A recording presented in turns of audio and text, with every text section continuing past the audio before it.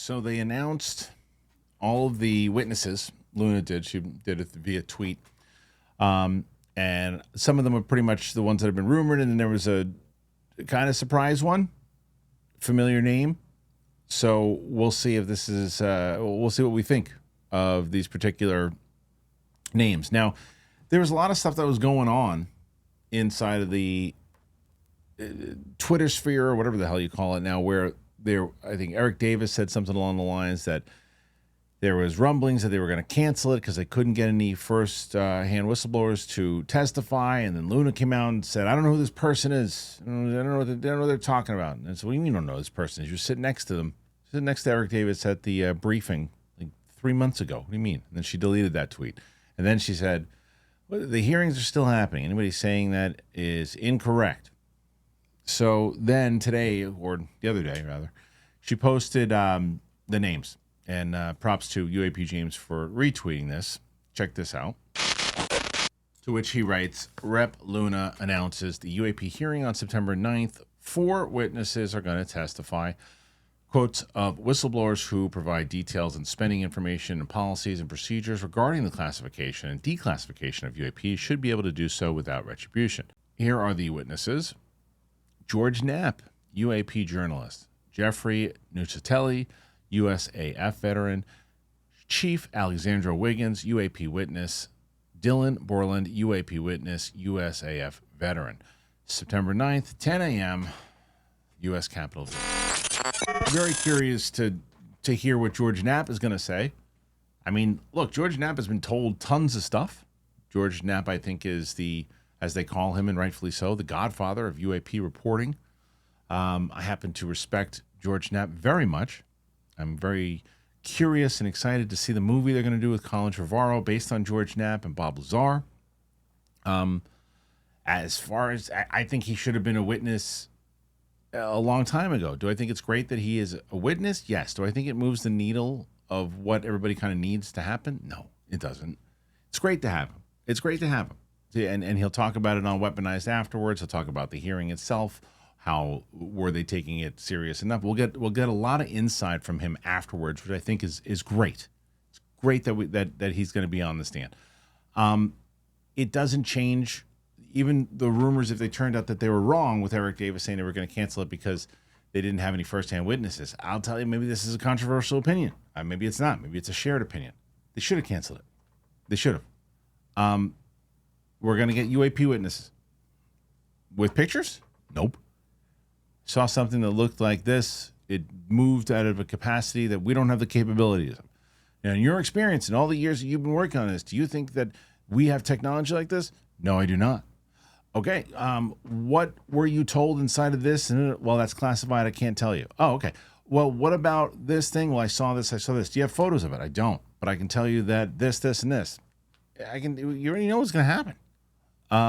And they're all probably super credible, and when you hear the stories, you'll probably believe them. But it doesn't do anything for the next step. It just doesn't. Same thing with George Knapp. It's like you're going to ask George Knapp these questions. He's going to tell you certain things. He's going to tell you things that he's told, what he's been told, what he's continued to be told. But if he's been told by someone, you got to get the someone. The someone has to be, even if George Knapp, we've spoken to people who have talked and touched alien craft and done this and done that. Great. Where are those people? Luna said it before. Behind the scenes, her and even you can even tell already in the some of these interviews. They are frustrated. Of course, they're frustrated, and it's one of the reasons that Pritchett did the damn bill to get protection for these witnesses. You ain't gonna get anybody up there that's going to really bring this thing crashing down. The reason these hearings are, let them have their hearings, because you're just going to have, I can guarantee you, and look for it, because it's so predictable and boring that the skeptics are going to go after these people right away. As soon as you know the typical accounts, you know who the main 3 are going to be. I can tell you already, they already have their tweets lined up, ready to go, and they're going to release them. And they're not going to have anybody to combat really what they say. It's just going to be the same back and forth with everybody going after each other like they have been, because what is there that makes someone go, holy moly? The first time, it was Grush, right? It was Grush. Having the two pilots on the side of him was super beneficial. It's like having a team, and you just don't have your all-star player. You got really great players on the team, but you can't win without the all-star. And they don't have an all-star. They had really good players, and well, you got a great one in George Knapp, but they don't have like an all-star. You don't have an all-star. You need an all-star right now, and so this is something that it doesn't surprise me. We kind of saw this coming. We'll be watching it on this channel, probably the whole way through, I assume, potentially, maybe not. I don't know. But I mean, I have never wanted to be more wrong. I want to come back here when we're reporting on this thing, guys, and I want to say they just blew the roof off this thing in ways we could have never imagined. Look what they did here with this, and look at the coverage. People can't turn away from the coverage, but they can't ignore it. The networks have to cover this thing. None of the networks are going to cover this thing. None of the networks. Why do you care? Because it's a sheep mentality out there, guys. It is. And the more people put stuff on the local news of what happened and the mainstream media is covering it as their number one story, that's when everyone starts to think it's the most important. What does everyone think is the most important story right now? And yesterday it was the hearing for RFK. That's what everybody's talking about because it was covered up the yin-yang. So obviously the health situation in this country is important. So they cover it as number one. The idea of not being the only things in the universe, to me, I think is very important. But it's never covered as the top story. Will it be for this time around? I'm going to give it a 6% chance. What do you guys think? Put your thoughts in there. Let me know. Do you think that this is a good list? Say, no, you're wrong. This is going to be a really groundbreaking list.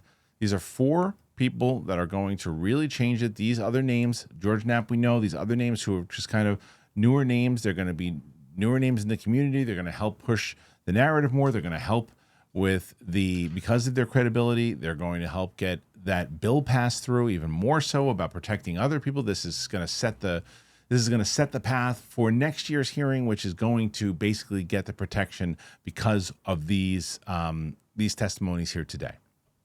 Let me hear it. Put your thoughts in there. I got to know. Thanks for supporting the channel. I really appreciate it. If you want to support the channel even more, you want to help yourself out, it's football season, baby. Prize Picks. I'll tell you about Prize Picks, and I'll see you on Monday. This episode is brought to you by Prize Picks. You and I make decisions every day. Prize Picks, being right, can get you paid. Don't miss any of the excitement this season on Prize Picks, where it's good to be right. It's football season, man. Right around the corner. And so here's an example of what you can do. So if you want to take some of your favorite players and you say, hey, Barkley, is it going to be more or less than 1 rushing touchdown? Joe Burrow, more or less than 2.5 passing touchdown. How about Josh Allen? You're going to get more or less 270 passing yards. What do you think? Use your skills. You know that you're doing it, and you know you're talking about it with your buddies. Well, now let's get some cash on this thing. So Prize Picks, it's simple to play. You pick more or less 2 to 6 player stat projections. If you get your picks right, you can cash in. Prize Picks puts their users first, so all withdrawals are fast, they're safe, secure. Prize Picks offers Venmo, Apple Pay, MasterCard, and more for quick and easy deposits into your account this football season. Use Prize Picks.